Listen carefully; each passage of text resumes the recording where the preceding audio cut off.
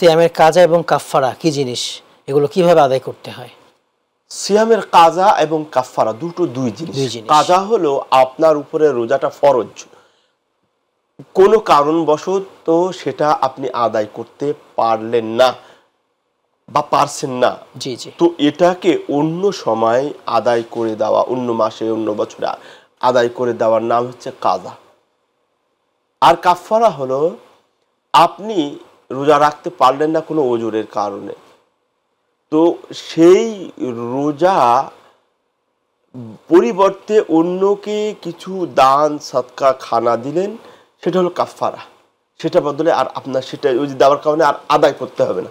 যেমন আরও একটু যদি ক্লিয়ার করি, মনে করেন আমরা যারা ইয়াং আছি, কোনো সমস্যা নেই, কোনো অসুখ বিসুখ কিছু নেই, আমরা কোনো এক কারণে যেমন সফরে গেলাম, আমি রোজা ছেড়ে দিয়েছি। মেয়েরা যে মেন্স আছে, পিরিয়ড হয়, তারা রোজা করতে পারে না, ছেড়ে দিয়েছে। তো এই ধরনের এটা পরবর্তীতে আদায় করার নাম হচ্ছে কাদা।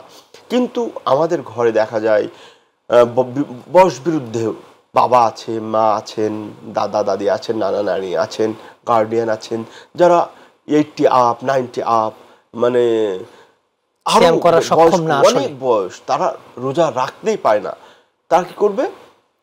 কাফফারা দিবে বা ফিদিয়া দিবে। সেটা হলো কি, প্রত্যেক রোজার বদৌলতে এক একজন করে মিসকিন খাইয়ে দিবে, অথবা ওই খাওয়া বাবদ যতটুকু টাকা আসে ওটা দিয়ে দিবে। এটা হলো কাফফারা। এই হলো পাঁচ। আবার কেউ যদি দিনে আবার স্ত্রী সহবাস করে তখন তাকে কাফফারা দিতে হবে। হ্যাঁ ঠিক, ধন্যবাদ। হ্যাঁ, কাফফারা এটা বাঁচে। যেমন যদি কেউ ভুল করে, এটা হলো কাজা এবং কাফফারা, এটা দুটো আগে দুটো চলে গেছে। ৩ নাম্বার হালাত বা সূরাত হলো কাজা এবং কাফফারা। সেটা হলো যদি কোনো ব্যক্তি এমন কোনো কাজ করে, যেমন আল্লাহর নবীর যুগে এক সাহাবী এসে বলছেন, ইয়া রাসূলুল্লাহ হালাকতু আহলাকতু, আমি নিজে ধ্বংস হয়ে গেছি, পরিবারকে ধ্বংস করে ফেলেছি। তখন আল্লাহ নবী বললেন, কেন, কি হয়েছে? প্রতি উত্তরে সাহাবী বললেন যে আমি রোজার দিনে আমার স্ত্রীর সাথে সঙ্গম করেছি।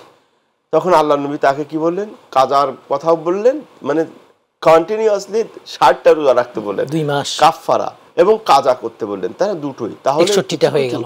কিছু কিছু অপরাধের কারণে, কিছু কিছু কাজের কারণে দুইটাই লাগবে, কাজা এবং কাফফারা দুটোই করতে হয়।